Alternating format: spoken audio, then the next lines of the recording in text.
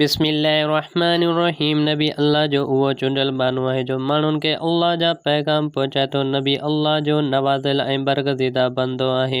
नबी हक़ जी तर्जमानी कंदड़ हूंदो आहे। नबी इंसान जी रहनुमाई कंदड़ हूंदो आहे।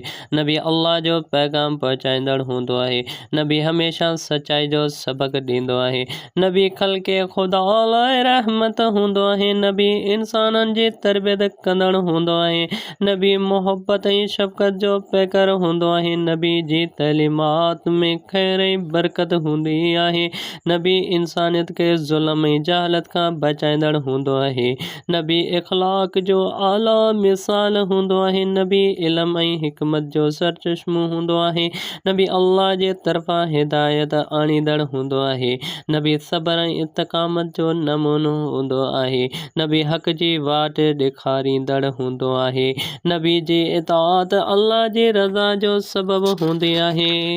नबी दुनिया ऐं आख़िरत जी कामयाबी जा राज़ सेखारींदो आहे। नबी में को बि ऐब कमी या कुझी न हूंदी आहे।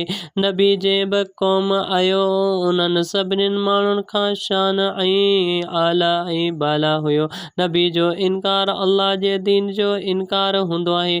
नबियुनि जो तइदाद अल्लाह पाण ॼाणे थो। जेतिरा बि नबी आया असीं सभिनीनि खे मञूं था। नबियुनि जी पछाड़ी वारो आख़िरी नबी मुहम्मद करीम सल्लल्लाहु अलैहि वसल्लम आहे। नबी मुहम्मद करीम सल्लल्लाहु अलैहि वसल्लम खां पुछो जेको नबूवत जी दावा करे सो दजाल आहे। नबी जी सीरत अल्लाह जी रज़ा जो अक्स हूंदी आहे।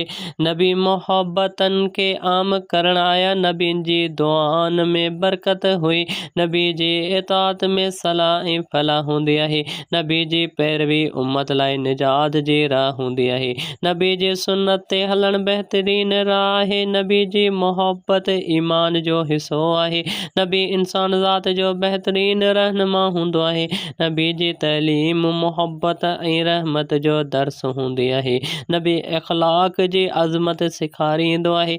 नबी जी ॻाल्हि में सचाई ऐं बरकत हूंदी आहे। नबी हक़ ऐं सच जो अलमदार हूंदो आहे। नबी इल्म जी रोशनी सां जहालत जूं ऊंधायूं ख़तम करण आया। नबी अल्लाह जे हुक्मनि खे इंसाननि ताईं पहुचाइण आया। नबी सब्र ऐं शुक्र जो सबक ॾेई विया। नबी अल्लाह सां मोहब्बत सेखारण आया। नबी जी पैरवी सां दुनिया ऐं आख़िरत संवारजे थी।